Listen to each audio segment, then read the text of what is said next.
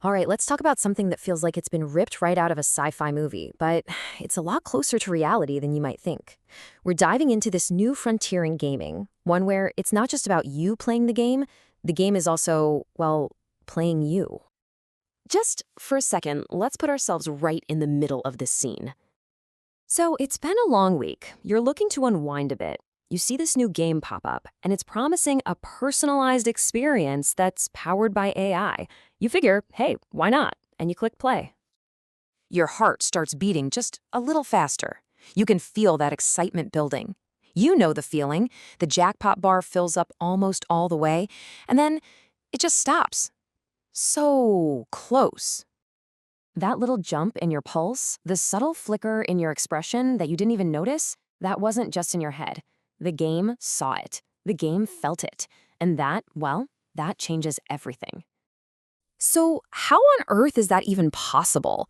I know it sounds like some kind of magic trick, but it's all technology. So let's pull back the curtain and see what's really going on here. This is the core idea. We're talking about games that are no longer just static programs. They are, in fact, dynamic, responsive systems, and they're specifically designed to read your feelings and react to them on the fly. And you can totally see the appeal, right? I mean, this is the sales pitch.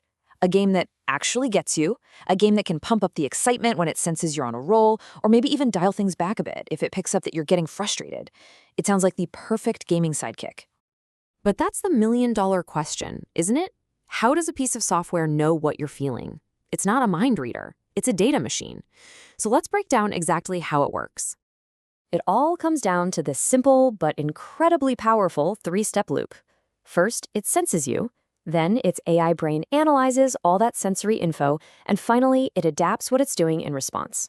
And this loop just runs over and over and over again while you play. So, what data is it actually gathering? Well, it's using the hardware that's probably built right into your laptop. Your webcam can pick up on these tiny, involuntary facial twitches. We're talking about micro-expressions you don't even know you're making. Your microphone can hear the stress in your voice, and even just the way you move your mouse, fast and frantic or slow and smooth. All of that becomes another data point.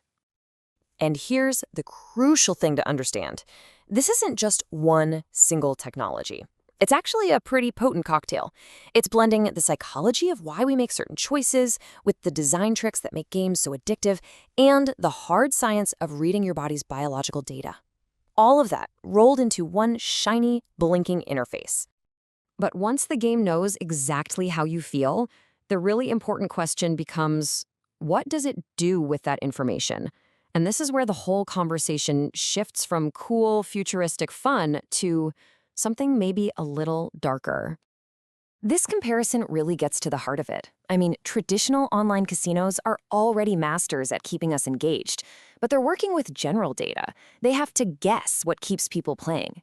This new tech, it's not guessing, it knows. It's swapping out those broad patterns for hyper-personalized triggers based on your real-time emotional state. So let's look at some real-world examples. The AI can literally detect that you're getting tired or frustrated just from your mouse movements. And, oops, here comes a small, encouraging win to keep you in your seat.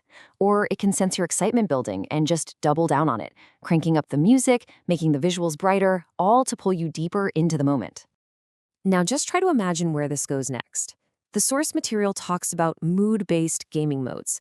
Picture this. You log in and you can choose adrenaline mode for a high-risk, high-reward kind of night.